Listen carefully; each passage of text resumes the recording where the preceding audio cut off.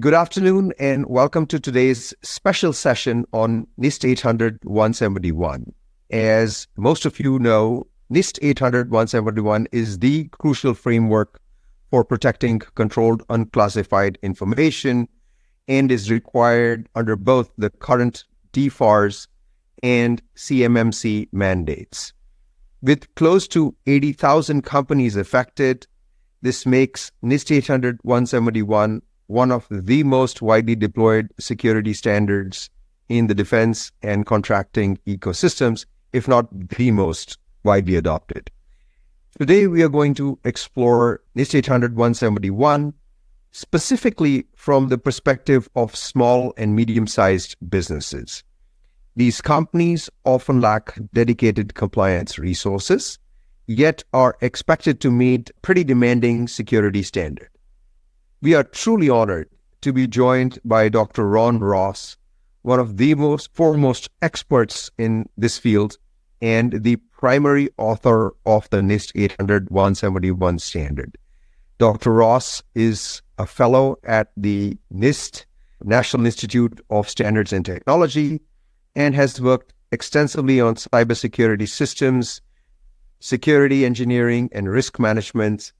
He has not only contributed to 800-171, but also NIST 853 and Special Publication 853A and Special Publication 800-171 Rev 3.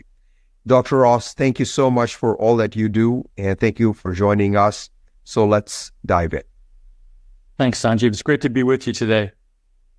You are very welcome. It's our pleasure. So, Dr. Ross, could you start by giving us an overview of how NIST 800-171 came about? What specific risks and needs did it aim to address, particularly for organizations handling CUI? Thanks for that question. Actually, there's a long history of 800-171. Many people who are watching this today will not be familiar with how far back the 171 discussion goes.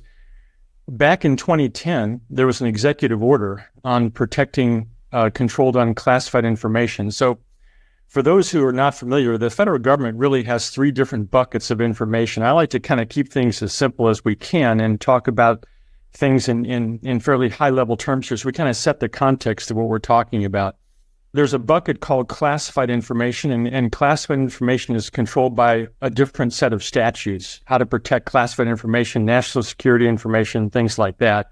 And then there's the second bucket that was developed based on the 2010 executive order, was controlled unclassified information. Now, this is information that is very important to the federal government. It's not classified, but it has a lot of value, and it can be things like intellectual property, personally identifiable information, PII as it's called, contracting information, witness protection program information for the DOJ. There's a whole range of things. And then there's the third bucket. If it's not classified, it's not CUI, then it's in that third bucket. The information could be relevant, important, but it's just not worthy of a high level of concern with regard to protection. Now, at the same time this is going on, many people out there will understand the federal government has a lot of different diverse missions and business operations going on. We had literally hundreds, maybe thousands of different data types before 2010. Part of the objective of the executive order was to get a handle on the number and types of data categorizations we had in the federal government. It was out of control. It was very difficult to manage. So in that executive order, it gave the National Archives and Records Administration a mission of better defining the different data types in the federal government. And that was one of their primary jobs, is to sort out all these hundreds and thousands of different data types and come down to a set that we could actually manage. And that ended up being, I think there was 82 categories and subcategories of information called controlled unclassified information. So now we had defined the different types of data in the federal government that we were going to call CUI. Well, the other side of that coin then is once you define that, what level of protection is required for that type of data? And then at that time, the federal government had already been under the NIST standards and guidelines for many years previous to the 2010 timeframe. We had developed the risk management framework, the NIST 853, all the security and privacy controls in that catalog. So the federal government internally already had a program and standards and guidelines to protect CUI. And under that program, we had divided all of our federal information into 3 buckets. Again, things happen in groups of 3, interestingly enough. Every piece of data, every system in the federal government had to be categorized as either high impact, moderate impact, or low impact, where impact was how impactful would be a breach on that system. There's if your system was hit by a cyber attack, how much damage would be done? And so the FIPS 199 standard defined those 3 categories of high, moderate, and low. And then NIST developed a set of security controls, starting set of controls for every one of those layers or every one of those levels, if you will. The National Archives and Records Administration, who is the executive agent for that program, decided that CUI, controlled unclassified information, would be protected at the moderate level. It's kind of the mid-level. It's not the most important, but it's certainly not the least important. And so the federal government, when you process, store, or transmit CUI, we already had a set of controls that were required inside the federal government to protect that information. Well, now the question becomes, what happens to all of our contractors and all the people we have agreements with outside of the federal government? Same information, it has value. Once it goes over the fence from our side to the contractor side or to the university, wherever that non-federal organization might be, the information doesn't lose value. We are still responsible as federal entities for the protection of the information, even if it goes over the fence to your side, non-federal side. That was the impetus for 800-171, and that's started in 2010. The actual development of the publication didn't really materialize till about 2013, 2014 timeframe. And as you recall, back in those days, we had some pretty nasty breaches of federal entities and contracting organizations. Several of those were in the Defense Department, but they occur across the entire federal landscape. And so that was the impetus. We wanted to have a set of security requirements that the federal government as customers could levy on the contractors, so the information that we were responsible for would have equivalent protection when it goes into that environment. That was when it all started. The publication that came out originally, the 171, was 2015. And if you recall, right at that time, that was when we had the OPM breach, which is one of the worst breaches we ever had, where we lost all of that security classification information, the SF-86 data on every federal employee, the military, all of that information that the federal government collects on us as individuals to issue us a security clearance. I have a top secret clearance, and you got to do a background check. All that information was exfiltrated from one of the systems in the federal government. So these are the kinds of things. I'm setting the stage now of why we were so concerned and what drove the initial set of requirements.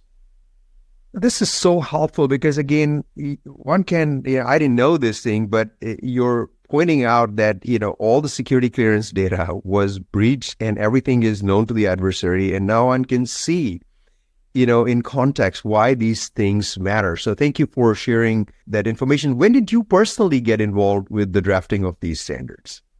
I was involved, I think it was at the end of 2013. It seems like it's almost a long time ago. It's over a decade ago. But it went into high gear in 2014. We reached out to the DOD and NARA. They were our original partners on 800-171, the initial version of that publication. And the reason we reached out to the DOD was because they had been going through many, many rounds of different levels of security controls for their contractors.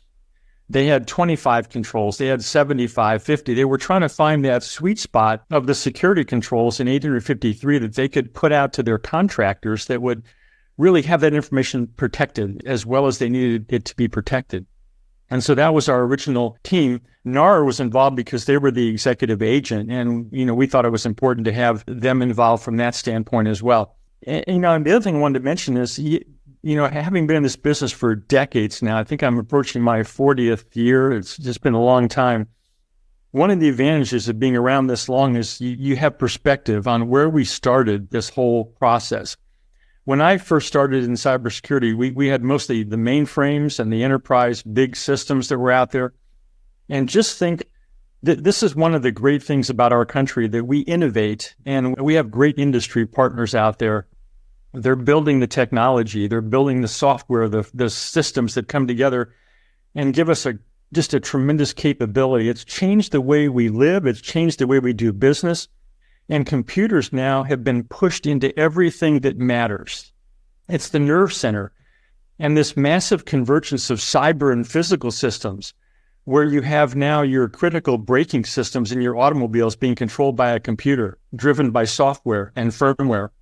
And you have pacemakers that are put into people's chests to save lives. You have PLCs, the programmable logic controllers in power plants, which are controlling the electric grid. All across the critical infrastructure, we are now not just a little dependent, we are totally dependent on this technology, not just to live day to day, but for our survival. Just think about a coordinated cyber attack on the electric grid where we would lose that grid for not just a week or two during a hurricane or something like we've experienced, but think about losing that capability for months and months and months. It's an incredible time in our history. And everybody out there, whether you're a major Fortune 500 company or you're a small or medium-sized business, everybody's using the same technology. And we all have vulnerable systems. So the question is, how do we protect ourselves, not just as individual businesses, but individuals and as a society? And that's what makes my job so exciting and compelling, is because every day I get up and it's a difficult and challenging problem, but there's nothing more important to our future of this country. It's that in the old days, you could divide the world into national security concerns and economic security. You know, the DoD and the intelligence community were often one set of systems doing their thing. But this convergence of the technology and the power of the technology has brought us all onto the same sheet of music. So you can't distinguish anymore between national security and economic security concerns.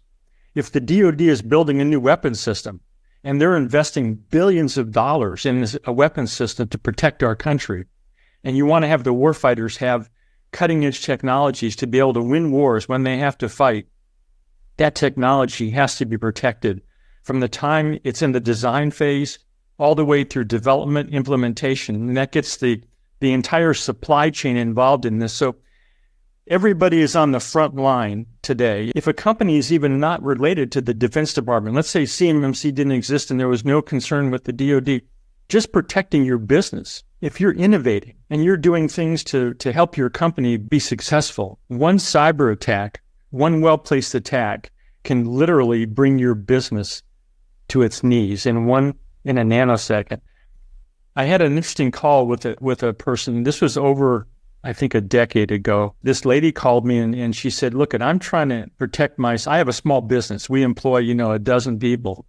And I'm trying to protect my small business. And your security controls, there's so many controls, she said, and I don't know where to start. It's going to be expensive. But, it's the same things we're hearing today from our great small businesses in the defense industrial base. And I, well, what does your business do? And she said, well, we do about $1 million a month in business and revenue. They were an internet-based business, and they were pretty successful. And she said, I have about $50,000 in my installed base, my hardware, my software, my applications, and all that.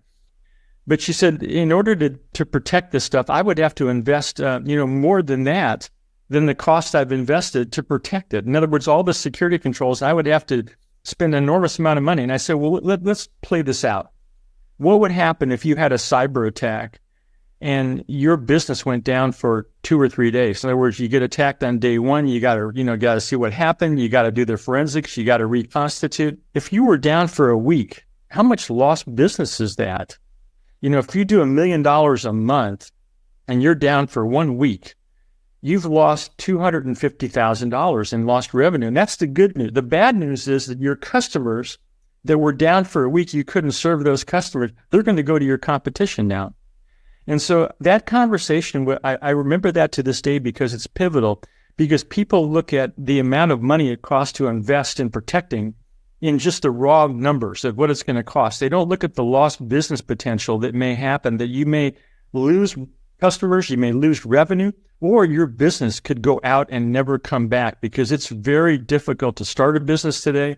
It's even more difficult to keep it going. So that's I wanted to frame that conversation because... Yeah, and I think that kind of even, I have to say, even we lose sight of these during, discussions. And so it's super important to have that perspective brought out. And I'm going to bring the next question to precisely the conversation you had a decade ago, but to a more general SMB audience. So an SMB audience is generally not deeply familiar with compliance. So from your perspective, what are the core pillars of the 800-171 framework, if you had to narrow it down? And what are the 5 requirements that an SMB should focus on when starting their journey to protect CUI? So they wake up, they say, I got to go do this thing. So straight from the author, help them. There's no doubt that if you're a small business and you don't have a background in cybersecurity, it's going to look like an overwhelming task to do. But what I've learned over the years is that even complex problems can be broken down into simple steps. Exactly. Yeah. And so my first piece of advice was don't be overwhelmed by what you're looking at, because sometimes the problem looks a lot worse when you're first kind of looking at the problem and walking around seeing what all you have to do. But I think it all starts, there's some things that are kind of foundational. And if you look at right now in Rev 2, you have 110 requirements in the document. But if you look, you can break those down into buckets. And overall, cybersecurity is about people, processes, and technologies. Those are the 3 things that are in play. And the first thing I would say is that if you're a small business, just figure out if you know you're going to be involved with controlled and classified information. In other words, if that's a done deal, you have a contract with the DoD, you're going to try to get a contract with the DoD or any federal agency. This is not just a DoD issue, by the way, because of CMMC. Every federal agency deals with controlled and classified information. Every federal agency is going to be having contracts out there where CUI is going to be processed, stored, or transmitted by a non-federal organization. So the CMMC just happens to focus on the DoD's interests, but it's a much larger problem, so to speak. So if I'm a small business, I'm going to look at this and say, okay, if I'm going to be processing, storing, or transmitting CUI, where is the CUI going to be going in my system? In other words, you have to figure out if you have CUI first, if you'll be engaging in that world. And secondly, you have to really understand what you have in your system. If you're a small business, it may be a couple of laptops or a couple of servers or a very small amount of equipment, or it may be more extensive. But knowing what's in your inventory, what your system looks like, the architecture, the kinds of hardware, the software, the applications that you run every day, just knowing what those are is step number 1. The core pillars, though, you want to try to minimize the amount of things you have to worry about in your system. So one of the problems we have with our technology today is that it's very compelling, it's very powerful, it's relatively inexpensive to use, and that's why we use so much of it. And my favorite example is a smartphone. If you look at the number of applications on your smartphone, that will give you kind of a window into the problem space that we're dealing with. Every consumer likes the applications that they can download to their smartphone. And I'm like everybody else. I love, the technology, and we have a lot of applications. We have a lot of hardware. So least functionality is one of our core requirements in 853. And what that means is that try to eliminate all the clutter within your system. There are lots of opportunities to get rid of unnecessary hardware, software, things that are not going to be contributing to your core mission. That's easy to say, but it's kind of hard to do. People just don't like to get rid of stuff. It's just one of the things that's unique about us as human beings. We kind of keep stuff around. But if you can eliminate all of the ports, protocols, functions, services that are not necessary to absolutely focus on your core mission, then that reduces your attack surface. That's what the real message is for least functionality. Every time you get rid of unnecessary ports, protocols, and services, you give the adversary fewer opportunities to do damage to your system. And so that's one of the things. It's kind of like a big spring cleaning. Go through and get rid of stuff. That's going to make it much easier if you decide that you are going to try to protect and implement all those requirements yourself instead of going to a managed service provider to do the work for you. Then you're going to have to do some heavy lifting to get rid of stuff, to kind of reduce that attack surface. Then we come to kind of the other side of that coin. Once I've reduced the things on my network, my inventory, if you will, to the minimum hardware, software, and things I need, then look at the people. How many privileges do you give to all of your employees? You want to reduce the number of privileges to only those privileges that are necessary for people to carry out their missions. A lot of the cyber attacks that we see there's a compromise of credentials. So someone will steal a password. And then once they get that initial foothold within the system, they'll do privilege escalation until they look like an insider. And then they can take over the entire system and do whatever they want to do. We've seen those type of attacks over and over and over again. So least functionality, least privilege are two core pillars, if you will. Another one is configuration settings. There are many, many opportunities where hardware and software are delivered with capabilities wide open. In fact, DHS has one of their programs now that they call Secure by Design. And then also you want to have things secure out of the box as they're delivered. Right now, most products, commercial products, are delivered pretty much wide open because the commercial industry wants to have maximum capability for their customers. Well, the reality is in security, you want to close everything down first, and you want to only open up or bring in things that you need to accomplish your mission. So it's two totally different ways of looking at it. So configuration settings are important, whether it's IPv4, IPv6. Some people are still using IPv4, probably a lot of people still are, whereas IPv6, that protocol may be resident and available, and the adversary may know that, and they can exploit that and use that as a foothold to get into the system and then do damage. So there's a lot of things that configuration settings can lock down that system to make the adversary work harder. We're trying to keep the adversary out. That's our first goal, penetration resistance. But if that fails, we want to increase the work factor, make it harder for them to move laterally and to do damage across that system. The next thing people can do routinely is to keep your software updated. Make sure that when those vendors put those patches out there or the updates, the software versions, that you do your utmost to get those installed as quickly as possible. Why? Because the vendors, the manufacturers out there, there's no perfect software. They're discovering weaknesses and deficiencies every day, and if those can be exploited by adversaries, we call those vulnerabilities. So they want to close those down as quickly as possible. So they do the updates, they push them out to you as customers. Sometimes human nature that you put it off.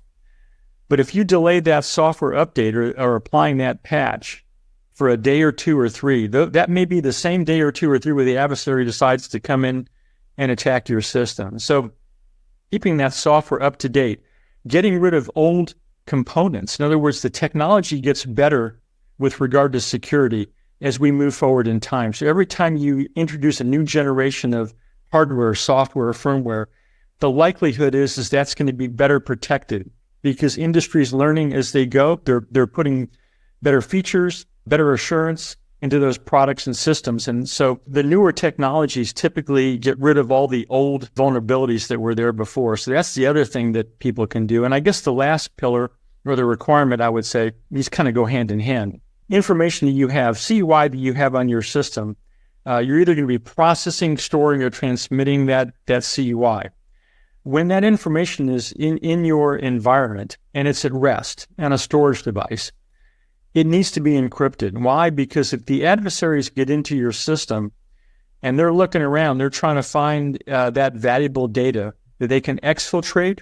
If that information is encrypted, it makes it incredibly difficult for the adversary to do anything useful with that information. Now with CUI, we're trying to protect the information from unauthorized disclosure. We don't want that design documentation for that next generation weapon system to fall into the hands of the adversary. So confidentiality is the core of the CUI security requirements. Encrypting the information and then making sure the keys to that encryption are not stored on the same system. That's the other thing. If the adversary can get in and get those encryption keys, they have the keys to the kingdom. So there are lots of different ways that those encryption keys can be stored securely, either on the system or separately from that system. Different implementations, different architectures, but nonetheless, both can be effective. So I think that's the things that I would say.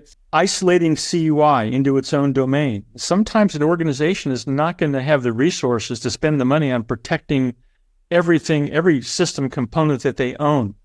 So the alternative is to kind of isolate the CUI in its own protected domain. Maybe a single server, maybe on a laptop. It depends what kind of business you're doing and what your contract states. Trying to get the CUI isolated into its own domain. What does that mean? That means you can apply the same controls, the same safeguards, but you're doing it to a smaller footprint. Instead of the whole system, you're doing that to a smaller footprint. And so I think that's the things that I would say I would start with. Don't get overwhelmed with 110. That number can be overwhelming. Make a plan and then execute the plan step by step. Every day, do one more thing to bring you a little bit closer to that 110. And it looks daunting to start with, but you'll get there eventually. It's that, every long journey begins with that first step. I think those are very, very helpful. I mean, again, of course, we come from the mindset of an end-to-end encrypted system.